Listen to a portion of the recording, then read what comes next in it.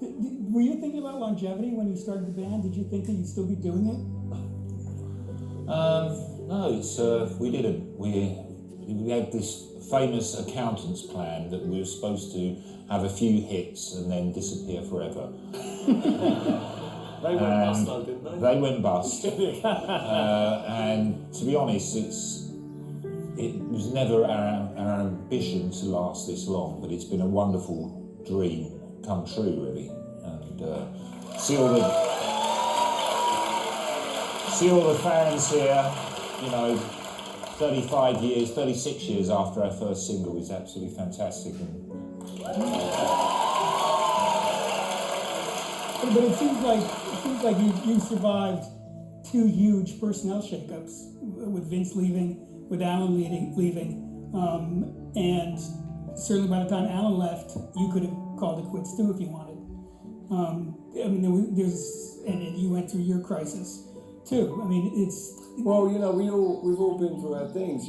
That's the way it goes. That's part of kind of being in a rock and roll band. It's not nothing new. It was scary though. Yeah, but there was. And look, the thing is, when you survive through things like that in life, that are challenging, I do think you come out on the other side, if you're lucky to come out on the other side, a little bit wiser, I'd like to think, and it's just, I don't know, just it's an experience. I wouldn't wish it upon anyone else, some of the things that we've been through together, but definitely you learn from it. It would have been boring not to have gone through it. Yeah. And it was really inevitable from the moment we met, to be honest, probably. Inevitably you go through. Look, I mean, we grew up on sort of council estates in Essex, in Basildon, and, what you do is you go to the pub, as soon as you can, and, it becomes a lifestyle. We were lucky to kind of get out of there, to be honest. I think all four of us at the time, including Vince, and one of our big, ideas about, certainly Vince and I used to talk about, was getting out of where we were. So that was the ambition. Escape, yeah. But you're only 30 minutes from London. I mean, it wasn't. Well, yeah, we used to go up to London a lot, but it wasn't so much exactly now. As you get older, you realise it's not like what you're surrounded by, or it's a mental thing. I think we were all ambitious about something else in our life. We didn't know what it was yet. Yeah. It may be 30 minutes from London, but there are a lot of people that don't make that journey. Yeah. Yeah. Your songs have reached a lot of people on very primal levels. I mean, it seems like you speak to the way people think about each other, the way people think about faith. I mean, you go for deep stuff. Do the songs reflect a struggle within you? I mean, do you learn things? Does something come out on the page when you write a song and you think, oh, that's what I feel about this? I mean, are they a revelation to you? I've always said that this is going to sound so boring to anyone who's read an interview, but I've always said that the songwriting process is very weird, because I usually sit at a piano or strum a guitar or play some chords on put some chords into a computer or something and just start singing along. I don't write poetry and then put it to music. Mm-hmm. So sometimes I'll get a verse and it might go into a chorus, and then I think, oh, that kind of makes sense. Right. So you start. Although that sounds really weird, it's sort of natural as well. So it's kind of an organic way to write, because you're making up words that fit with the music. Well, you know that the melody will go with the words if you do it that way. Yeah. But the melody does the melody generate a feeling in you? I think it does. Yes. Even when I was younger, when I was 16, even when I was writing songs, I kind of worked out that certain notes sounded good, and created an emotion. I mean, I used to buy a magazine called Disco 45, which had all the hits of the time in it, all the words.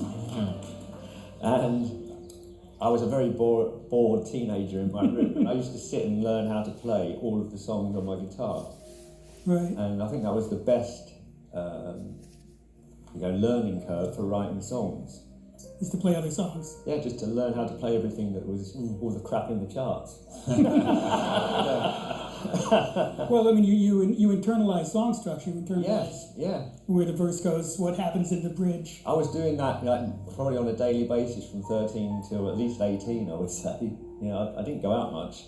I wondered where you were. It's interesting though, because I think that's really interesting. But in my bedroom, I was doing the same thing with a broomstick in the mirror, pretending to be David Bowie. You know, so our destiny was planted right there. I remember a story about Vince Clarke on the same thing, that his mum wasn't happy with Vince playing his keyboard, so he decided to have headphones, and then she still was annoyed because of the clicking of the keys.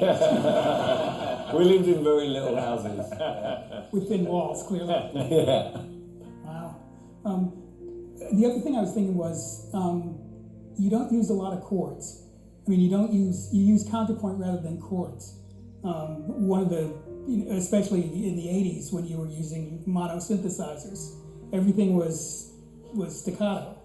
And I was wondering if it was because you could only play one note at a time on the keyboard, Mostly, or if it was, or if it was a puzzle. Till Alan come along. Yeah, It pretty much this was is that. beyond me. No, it's not. No, but also if you had one of those early synthesizers, it only made one note. Right, but it also had a sound though, and I think that was what was interesting.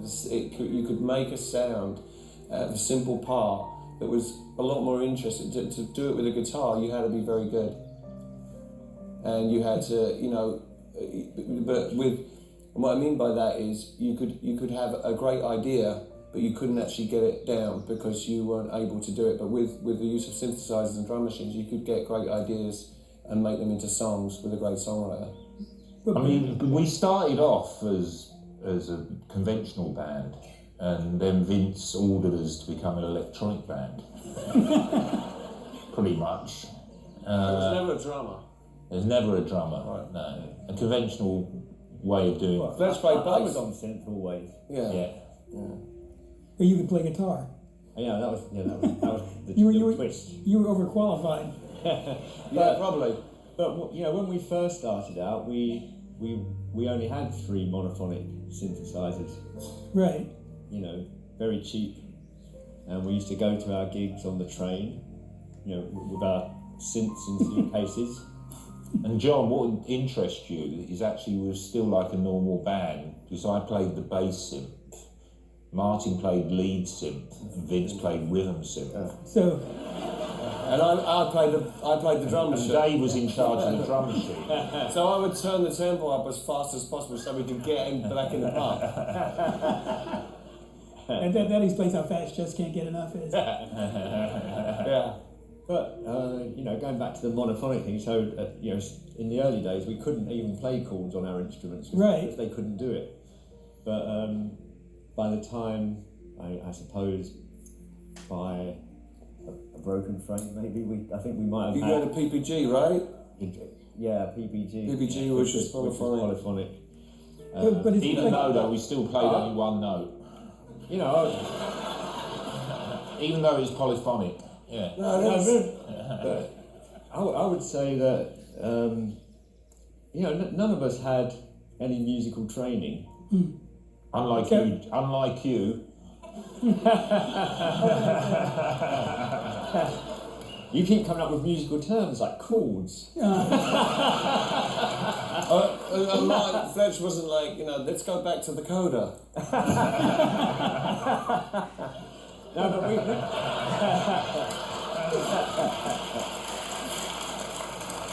Yeah, so none of us had any musical training, so But you had Disco 45. at Disco 45, but somebody I knew taught me how to play 2 chords when I was 13, and then I think I got a chord book and learnt the rest of the chords from that. Right. But the songs are still constructed. I mean, it's harder to do it that way than to strum, 4 chords. You have this note here and this note here and this note here. I mean, it's. I was amazed. You were playing synthesizers that were probably really bulky and couldn't do much and went out of tune all the time. Mm-hmm. You were playing songs that were crazy little webs of counterpoint. It would have been easy to be a conventional band.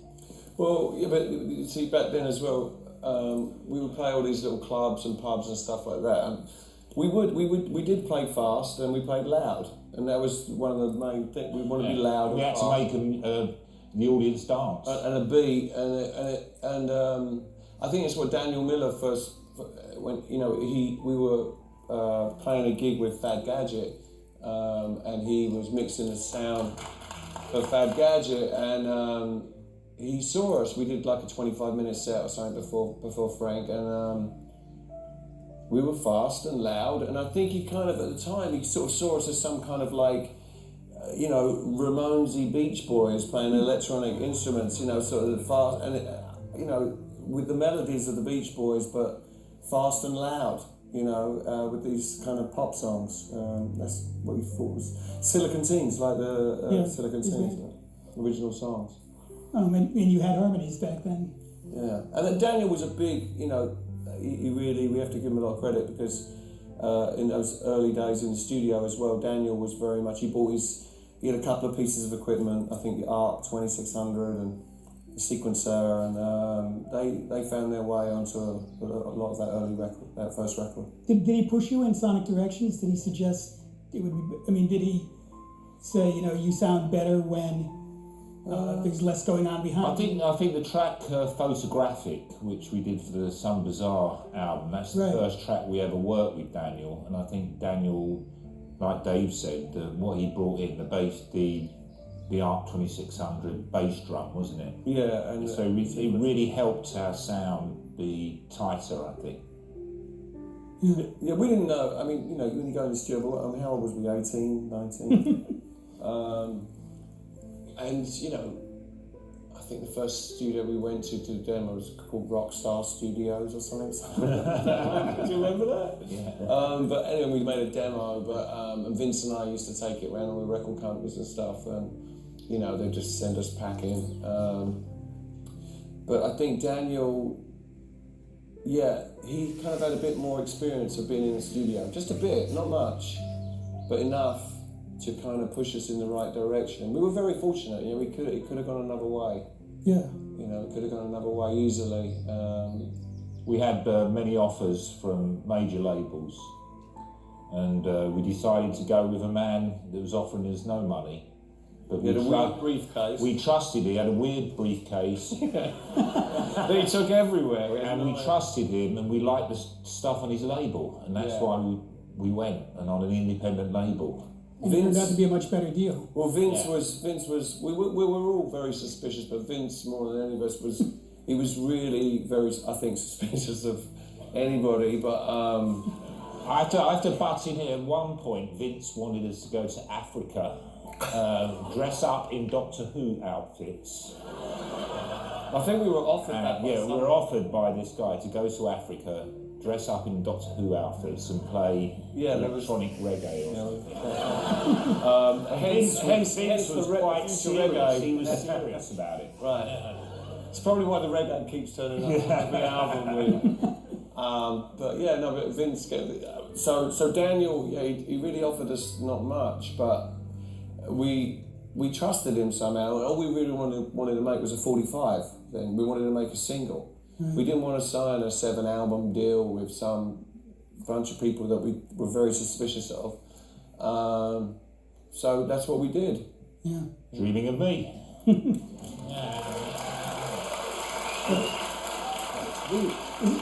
We were huge fans of Mute, though, even though we hadn't released a lot up until that point. Yeah, huge. They can't be underestimated. We loved, everything on it was good. Everything on it was good, and everything on it was electronic. Mm-hmm. And we were electronic purists at that time. And I just want to say that Daniel is still with us to this day. You know, he's still our mentor to this day, and you know, he's been just as involved in this record that we're about to put out as he ever has been. You know, not production wise, but we don't see him as much because he's DJing around the world at the moment. But he led us to James. I mean, there's always been key moments that, you know, Daniel, whether it was Flood or Gareth Jones or people that have worked with us over the years, you know, and Daniel, right up to the end of Black Celebration, was producing records with us, and we just got to that point where we reached that point where we had to, and he agreed. You know, it was time for us to try something new. I think that's when we moved on to maybe Flood. I don't know. No, we were Dave Baskin. Dave Baskin first. Yeah. But yeah, you know, we've been pretty lucky to work with a lot of really interesting people. And they've always, just at the right time, it seems, over all these years, someone's come along that's kind of shifted us in another direction slightly. Well, like, I was going to ask you about turning points. There's sort of challenging points. You could see it after nearly 40 years. Well, so who gave you the shove toward, say, Black Celebration? If that was a turning point for you. Well, that was coming to the end, I always feel like, of a certain phase of what we were doing, and I think that was us kind of going. We were, up at that point, I think we'd had a lot of hit songs and singles and stuff like that, and I think we were being sort of, not collectively, it's not something we all talked about, but we saw something else was happening, and we were kind of creating this cult following of our own, without having to have songs that were necessarily in the top 40 or something, or that were getting on the radio. You know, there was a lot of pressure at that time to be on the radio, to have a certain amount of success, and I think we were kind of, that album was obviously not supposed to be on the radio, and it was a really good thing. You know, we toured with that album, and it was a big success, you know, for us. Well, the album was a bigger statement than a single song. That's still there. I actually had a meeting with Daniel and Neil Ferris. I was going to say. You know, because I presented the demos to Daniel, and he played them to our plugger at the time, who's the guy who's supposed to be getting the songs on the radio. And they told me, you know, sorry, you go back to the drawing board. Everyone here is glad you did. But we made the record anyway. Yeah, and I ran away for a week. Yeah, I remember it was a lot of pressure streak on Martin at that time. There was a lot of pressure on Martin, and I think we were kind of a bit rebellious still. You know, we're lads from Essex, and there was just that rebellious nature. So we kind of would do the opposite of what people told us to do at some point, and that worked in our favour. I think a lot at that time as well. We were having a good time. You know, we had a lot of fun. And was a gang. Yeah. Well, was there a turning point before Violator? Was there some set the direction of that album? Not that was, we were on a roll at that time. On a roll, yeah. And just everything came together right on Violator, with Francois Kevorkian mixing, Flood producing, and the quality of songs from Martin were just unbelievable, you know. But even so, at that,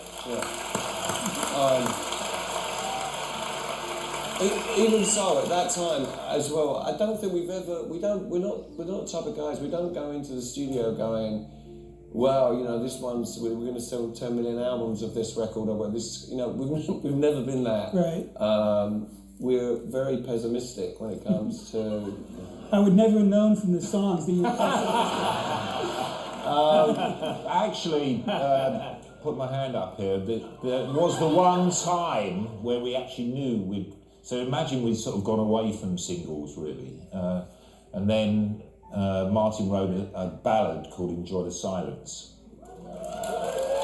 And I think it was in Puck Studio, wasn't it? And Alan, actually. And Flood decided to, you know, speed it up. Martin added put a beat to it. And I think they came up with this sort of backing track, which was the beat and the groove. And then Flood probably went to Martin, here's your green Gretsch, play something. And Martin came up, like, pretty much the first thing he played was the riff to Enjoy the Silence. So it was like, let's leave that right there. And then I went and sang, and I enjoyed singing it, and that was pretty much it. We knew we had something. Yeah, I think we messed around with it for a couple of days more, and then realised this is gold. Let's just leave it alone. And then before that, we had Personal Jesus out, which I was convinced was going to be a complete disaster. Because using Jesus, that the powers would not play or whatever. And then I think the 12... And your mum wouldn't like it. And my mum wouldn't like it. But then the 12 came out, and it sold like 1 million copies over here, and I was obviously wrong. And then, of course, we had Enjoy the Silence to follow it, and then boom, boom, boom, it all went together. Bing, bing, bing. Yeah. And then, for some bizarre reason, we did our shortest tour ever afterwards. When you were doing so well. Yeah. Good timing.